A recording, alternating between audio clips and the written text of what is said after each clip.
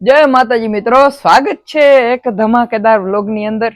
આજનો વ્લોગ થોડો કેટલા દિવસથી વ્લોગ જ નતો નાખતો, શું નાખવા વ્લોગની અંદર વરસાદ જ નથી થતો, એટલે એમ થયું કે હવે ધબડક કરી દઈએ। વરસાદ ઉપર તો આપણા વ્લોગ છે, પણ હવે વરસાદ થવાની શક્યતા હાલ બધાની છે। અને આજે 24 તારીખે સાંજનું વાતાવરણ કંઈક આવું છે, બતાડું તમને।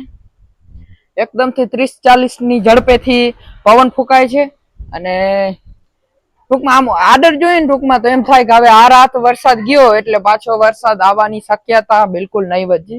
અને હું કે ઝાપટા ઝાપટી ચાલુ છે, અને ઝાપટા એટલે હારા આવે છે, પણ ધોધમાર થઈ જાય તો એને એકે નહીં લાગીએ। જો પવનની ગતિ તમે જોઈ શકો, પવન હારામાં હારો છે। આ પવન કે વરસાદ લઈ આવશે કે વરસાદ લઈ જશે, મને લાગે છે કે આ વરસાદ પાકમ પાયો લઈ આવશે। અને આજ આશા છે, આજ ઉમ્મીદ છે, આજ ઉત્સાહ ખેડૂતનો છે। હિંમત હારેલો ખેડૂત હાલ નવજીવન ટૂંકમાં નવું પ્રોત્સાહન, નવું જીવન મેળવ્યો છે આજે એને। એટલે દ્વારકા જિલ્લાનો જે વારો બાકી હતો એ ગમે એ કોકે કેવાયસી પૂરી કરી દીધી છે। અને આ બાજુ તમને મગફળી દેખાતી હશે થોડી થોડી, જો હારે થઈ છે, આપણે વાવી દીધી। એમ થયું કે બિયારણ પૂરતી વાવી દઈએ, પણ હવે વાંધો નહીં આવે, બધામાં વાવી દઉં। થોડીક મોડી થાય છે, ઘણી મોડી થાય છે, તો વાંધો નહીં આવે। હાલો તો હવે આ હાંજે શું પરિણામ આવે છે, શું વરસાદ આવે છે નથી આવતો, એ આગળ તમને કાલે સવારે બ્લોગમાં ખબર પડશે, તો આગળ જોડાયા રહેજો। 2000 years later મિત્રો, સાંજે વરસાદ થયો છે, પણ ઘડકીયો વાવણો કહેવાય। આપણે હવે ઘડકીયા વાવણામાં મગફળી વાવી દેવાની છે, એક મોટો સાહસ કરી। વતરાવત છે, પૂરેપૂરો નથી વરસાદ, પૂરેપૂરી વિશ્વાસપાત્ર વાવણી નથી, ઘડકીયો વાવણો છે। એટલે હાલો તો એક બાજુ વાવણીઓ બનાવવાનું કામ ચાલુ કરી દીધું બાપુએ। જ્યારે આખી આપણે દર વખતે વાવણીયા આ ગયા વર્ષનો હજી વાવણીઓ છે, તો આ વખતે પાછું બની ગયું। અને એક બાજુ આ બાજુ બિયારણ ભેળસેળ કરવાનું કામ ચાલુ છે, બે બાજુ દવા જે આપણી જૂની રીત છે, દવા નાખે ચાલુ કરી દેવાનું। આગળ ચકડી પડશે, બતાવું તમે કાકડી મૂંગો ના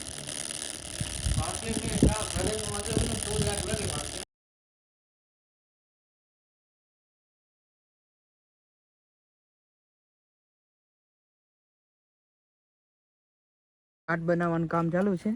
ઘડકીયા વાવણાનો કાટ વધારવાનું સૌસ્તિક આપણો જે ધર્મનો નિશાન છે, સૌસ્તિક એ બનાવી દીધું છે। અને પ્રથમ આપણે મૂકીએ ગોબરનો લેપ, હવે ઉપર મગ અને ચોખા એ પણ નાખવાના। અને આ આખી થાળીની સજાવટ।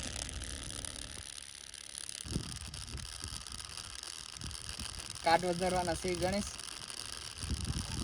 ઘડકીયો વાવણો, અને વાવણિયા સોનાના થઈ ગયા, નવા જૂના પાછો ગયા વર્ષના ના વર્ષના ત્રણ।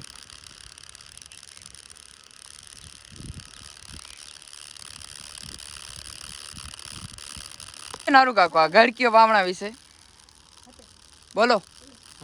વાવણા કરાય ન કરાય? એમ માપે માપે બધું થયું છે। કેવીક માંડવી આપણી માંડવી તમારા ભેગી જ છે, આગતરી કેવો ખુગાવો?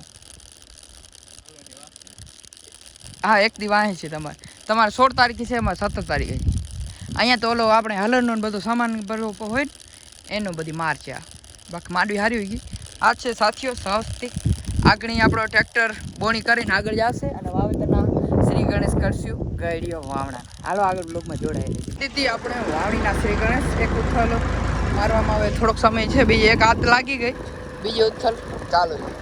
અને કાંઈક આવો બધું ફાવે છે, આ બાજુ થોડોક સમાર બમાર વધુ રાખી છે, હવા ન ખાય એટલે, પણ અંદર ઊંડાઈ બિયારણની હાવ 3 થી 4 ઇંચ જેટલી રાખી છે। એટલે હવે બહુ ઘડકીયો વાવણો છે, એટલે બહુ આમાં રિસ્ક રહેવાય એમ નથી, એટલે આપણે આ બધું આટલી વાડી વાવવાની છે। બાપુ હું કે વરસાદ આવી જાય નકર મરાઈ જાય નહીં?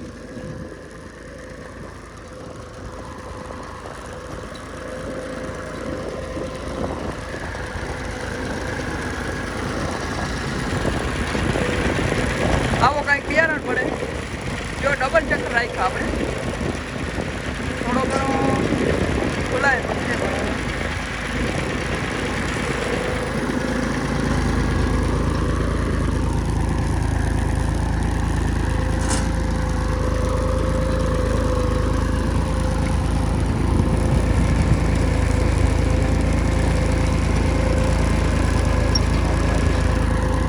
સમાર હારી લાગે છે હા સમાર હારી લાગે છે એટલે કાંઈક સ્લોપ થઈ જાય એમ બધું એક હરખું થઈ જાય વિખરી હરખા વેરી એટલે જંતાર ઊંડા જાય નહીં અને વીઘે કેટલા બિયારણ જશે એ આપણે ખબર નથી અને આ બસ આ સ્વસ્તિક આપણે સાથીઓ કરી અને શ્રી ગણેશ મારી દીધું વાવણીયા બાંધીને હવે બસ આ વરસાદી વાદળા આવી જાય ને હરખો વરસાદ થઈ જાય વાંધો નથી બાકી આવા ઘરકિયા વાવણા ઉપર પાણી દેવા ખૂબ અઘરા છે પાણી છે એ પ્રોબ્લેમ નથી પણ કેટલા ખમે એ મોટો પ્રોબ્લેમ છે તો જો આવી કંઈ સમાર હરખી દેવાય થઈ જાય